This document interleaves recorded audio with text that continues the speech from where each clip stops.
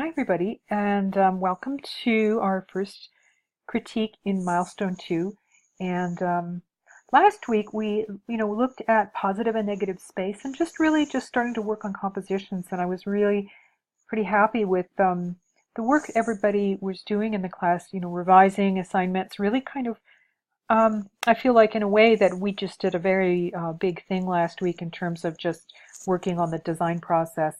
And I think, yeah, I was really happy with the work everybody did. And if you just keep that approach with the rest of the class, I think you're just going to be in great shape. So this assignment, what we're doing is we're just exploring, or this week you could say one of the things we're really exploring is the idea of symmetrical versus asymmetrical designs. And we're starting with symmetrical designs, which, as you may have read in our materials this week, we consider symmetrical designs to be naturally balanced. What does that mean? It means that it feels, like very kind of weighted in a very balanced way. When you look at, let's see, where's my mouse? When you look at a design, it feels like the left and the right, they feel kind of like if you put them on a scale, they feel like they weigh, they kind of just really balance perfectly. With asymmetrical designs, we have to kind of balance them ourselves, kind of looking at the visual weight. And visual weight of a design is actually, in a way, it's kind of the heaviness, the perceived heaviness of objects. Like, for example, in this design, if you look at the black here, the black shapes, they feel heavier, don't they? It's almost like lead or, heavier, they just have a heavier substance to them, whereas white, in contrast, seems very light and airy. So that's kind of the idea of visual weight. And, you don't just need to have black and white to have visual weight. You can have any color. And it's kind of, there's other parts, things that play into visual weight, not just color, like texture and shape and things like that. But it gives you an idea, so I think the key is to keep in mind that symmetrical compositions are just naturally balanced. That's why a lot of times people really like them, is because they have a very kind of equal feeling. There can be kind of a quietness about them because they don't necessarily pull your eye all over the place or kind of ask you to sort of balance. They're almost like a tree or a skyscraper that's very just very stable. So when when you're designing for something, like even just like a web design or interior design or something else, or taking a photograph, if you make things look symmetrical, again, it gives you that very stable look.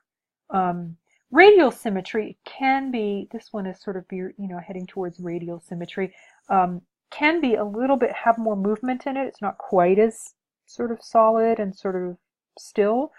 So radial symmetry is a little bit different because it's almost like a pinwheel where things start to rotate. That's very interesting, isn't it? One question that often comes up with symmetrical balance is let's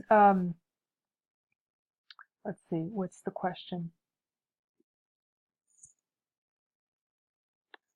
Is radial balance also considered to be formal, a formal design or a formal symmetry? And I think the answer, for me anyhow, is yes.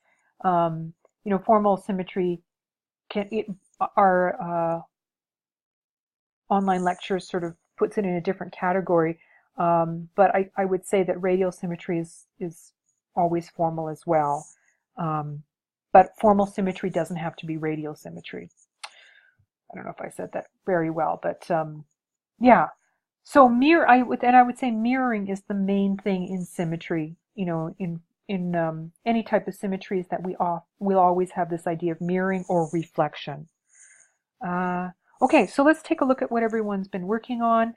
We're going to kind of keep bringing in what we learned last week in terms of using the edges of the page and breaking up the negative spaces. So that might be something we bring in, and then we'll talk also about, I think the assignment asks you to incorporate translation, which everybody has, because I think that's just natural. Translation is just when you like repeat circles or squares or repeat an element. So that's just translation, just kind of repeating it the same way, the same size, and placing it somewhere else. Dilation is taking the same shape and making it bigger or smaller. Like, for example, all these different dots in here, these are all, a lot of them are dilated because they're just different sizes. So just making the same shape, different, bigger or smaller.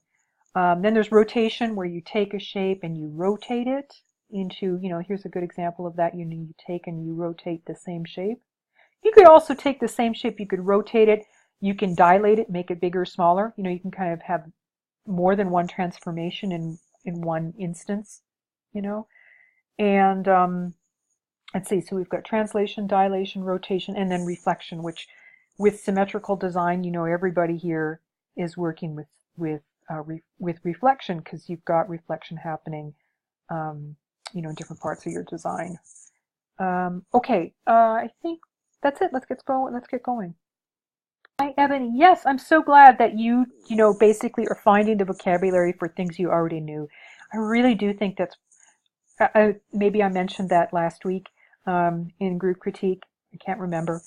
But that is something that I really feel like we all of us, especially people who are interested in design, I think we naturally already have quite a lot of information and knowledge. We can tell what good design is, we respond to it, and we can even create it, and it's just a matter often of finding the vocabulary and maybe some of the additional problem-solving skills. So yeah, so learning what you were doing, and then also learning maybe a little bit more deeper levels of it, like for example, what I mentioned before with symmetry.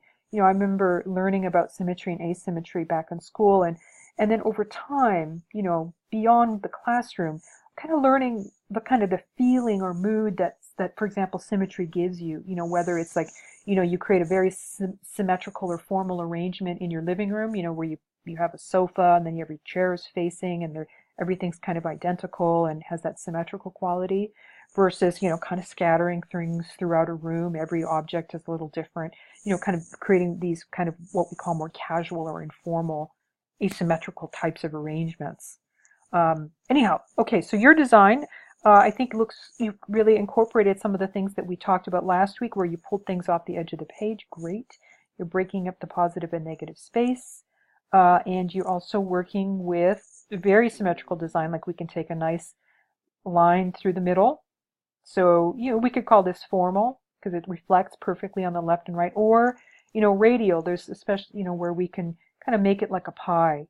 And, yeah, radial symmetry can have those attributes as well, kind of flip into a formal design, or formal symmetry, I should say. And you've got the different types of transformations in your design, where you've got, like, for example, a circle that is a different size, so we're translating it, and you've got these triangles, or sorry, this little kind of rounded looking triangle that's being translated and rotated. So yeah, all those things. Yeah, and one of the interesting things about these transformations, it's a very fancy term for what I just think of as repetition. That's what I think of it as.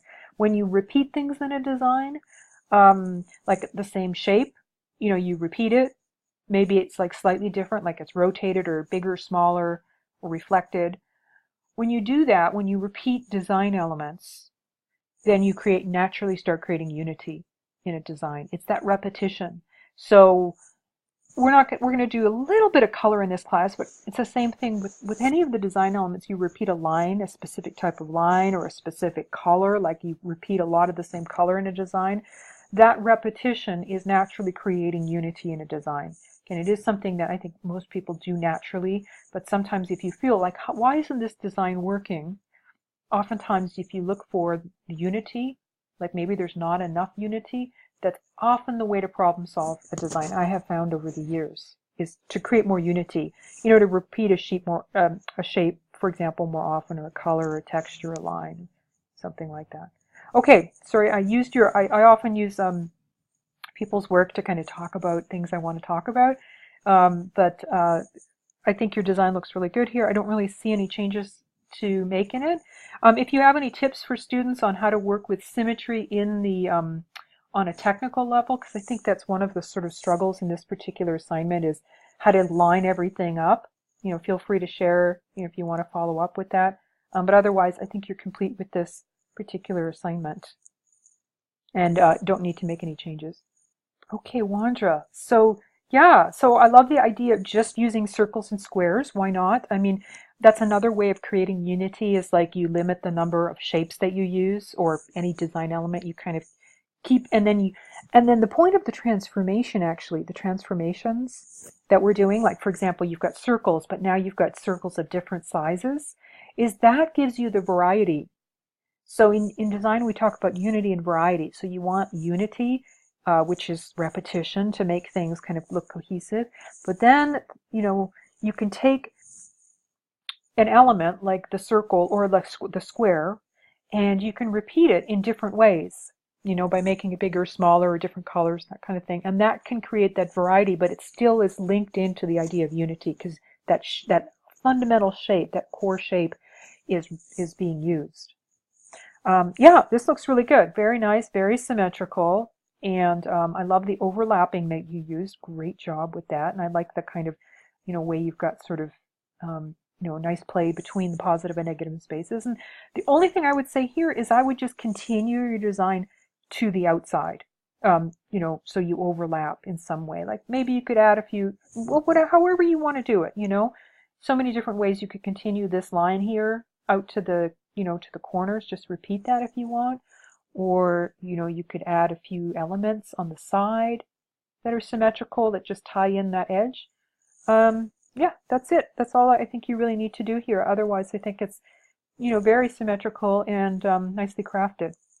Okay, Mark, yes, crystallographic, which is really, I really love crystallographic symmetry, because it's actually just pattern, or like formal, what we call formal pattern, where it's repeated in units, where you've got a unit that's basically you're repeating, and it becomes, each unit is symmetrical, and then the way you lay it out, or each unit doesn't actually have to be symmetrical, but then when you add it into the grid, it becomes symmetrical. And one of the reasons I really like crystallographic symmetry is because I think that it is a very commonly, we all use patterns in design all the time, as a background or filler, or things that we are, textures, it's like very, even, and not just in graphic design, but it's in interior design, it's in our clothing, textile patterns, pattern is really all around us.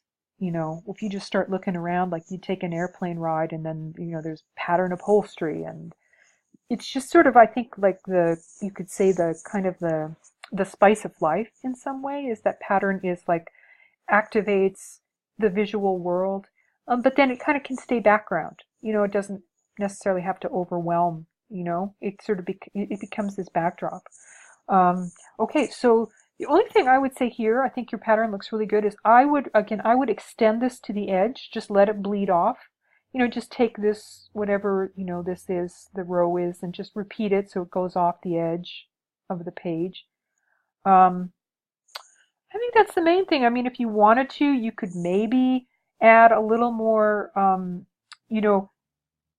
maybe dilation if you wanted to in this design. Dilation being just maybe taking, like you could take this shape and then repeat it, like maybe just make it white and put it somewhere into the pattern so it's bigger. You know what I mean? Like kind of thinking about how you could maybe work in more of the transformations. I don't know. You've got you've got reflection here, right here. These two shapes, and I would say they operate as rotation too. Reflection is rotation because you're just taking a shape and twisting it. So maybe just a little more dilation. All right, yeah, nice job. Hi, Tracy. Yes, I do think that there's a lot of different things at play in creating, designs, and there are definitely people in class who I'm sure have more design experience, also maybe more experience with the software, and the more you know the tools, I just think you can sort of be a little more ambitious with your designs. But I think this class is all about learning, and I think that you've created a really nice design here. It's very symmetrical, and it's starting to work with that idea of, I love the dilation you have here, where you have the big hexagons and the small ones, and you've got them overlapping. That looks really good. And so I would say in your design, okay, one thing I would do is maybe keep going and pull these out to the edges. just remember you always want to be kind of working with the edges in some way, like maybe your design could go downwards, upwards, side to side, just a little bit more. Don't hesitate to kind of, pull it right off the edge of the page. I would say that's the main thing here, is to work on that. I would kind of feel like maybe the bars don't quite work yet in your design. I'd be inclined to maybe take those out and just maybe work with the hexagons. I also think too, when you're starting in design, it's good to just use maybe a single shape for the entire design and just play with the translation, like rotation, rotating, making them bigger, smaller, overlapping, white shapes, black shapes. So in a way, I'd be inclined to, take out all of the line, even this curving line here, because it doesn't seem, I don't think it quite fits in yet. And just work with these hexagons. I think that would be beautiful. Yeah, so keep going. Yeah, and the main thing is, though, just, kind of fill the space a little bit more. Maybe you could work with rotating. Oh, you are right here. This is rotating. So you've got that in there too. Yeah, yeah, I think you're going in a great direction. Just keep experimenting a little bit more. Jamie, so I love the idea of doing a Christmas tree, and it would be great to be able to do that for this assignment, but you really do want to be working with an abstracted design. So you want to just work with basic shapes without trying to make it look like something. And there's a good explanation for why we're doing that back in week 1. So you could review that again. I think it's in milestone 1 in the assignment instructions. But what you could probably do here is work with some of the shapes that you have here. Like, I love the idea of this kind of like wave pattern. Maybe you could start with that, or maybe you could work with the squares or the circles. I would, just like the instructions talk about, maybe avoiding the ovals is a good idea because they often can look a little bit messy. So circles, hold down the shift key would be better. So work on that a little bit more. Review the assignment instructions, just kind of, playing with the design. And it looks like you're going maybe for a formal symmetry here, but feel free if you want to change it to crystallographic or radial. Yeah, keep experimenting. Okay, Danny. Yeah, I think this looks really good. I like the kind of complexity and the way you really played with it, with the space, the overlapping, and the way you've also kind of built it out all the way and beyond the edges, which is what we talked about last week. Yeah, so, and you've also got some, let's see, so a lot of dilation with the circle, and yeah, dilation here with these elements, some rotation with the bars. Yeah, yeah, you've got all these kinds of transformations in here. Yeah, and I love the kind of the play here of all of this overlapping. So I think, to me, this feels pretty much complete. The only thing I might experiment with is somehow the bars in here don't feel like they quite fit in for some reason. I'm wondering, kind of like, maybe do you need them? Maybe you could take them out. Or yeah, maybe repeat something else in the design down there if you feel like it's a little too empty. Yeah, I don't know why. They just don't seem like they're quite working yet. So I would just experiment with that, and I think that's all you really need to do here to resolve the design. Hi, Lori. Yes, I definitely can see the continuation aspect in the kind of the way the lines of these shapes sort of visually lead your eye. And yes, like I mentioned previously in the group critique, just using all the transformational techniques on a single shape, or in your case, you've got some bars in here too, which is very nice, these horizontal bars. But just one shape you can create a really amazing design that way, just through the experimentation and using some of the principles that we've studied. So yeah, and you're right. Similarity creates unity. I don't really see anything here that I would change. I think it looks really good.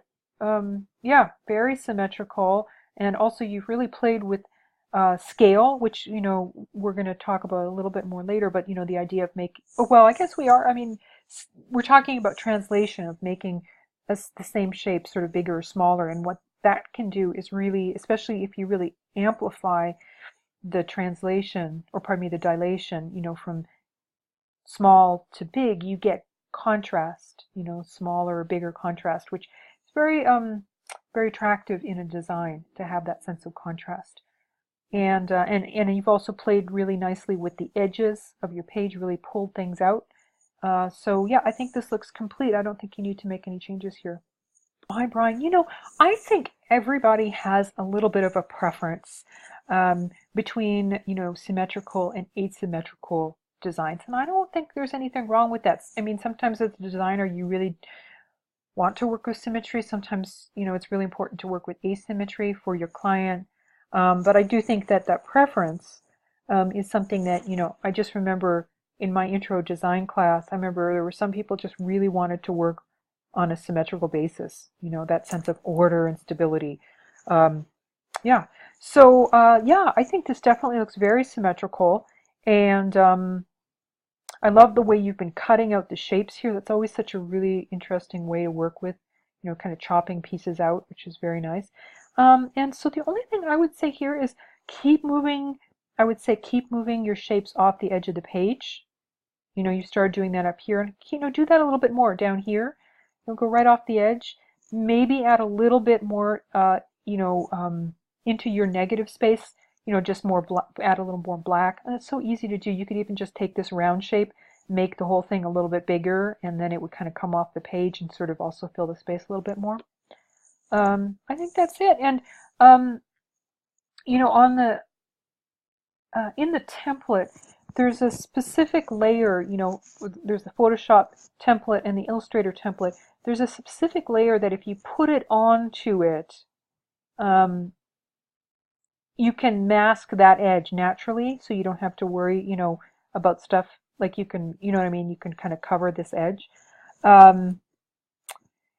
If you go in there and you try to fix it and just somehow it's not working, just feel free to put your AI or PSD file into questions to the professor, and I can take a look at it, see if there's something that has caused it to do that. But yeah, I think this is, very, interesting design. Let's see, we should check for transformations. Yeah, so you've got your circles, you're translating your circles, lots of different translation here. You've got some rotation. Yeah, you've got it all here. Okay, good. Okay, everybody, I think that's it for our first critique, and I'll see you on Monday for our second critique for Milestone 2, and enjoy your weekend. I hope you're recovering from, if you celebrated Thanksgiving. I know I'm on to meal number 5, I think, of leftovers, so yeah, well, maybe today will be the final day.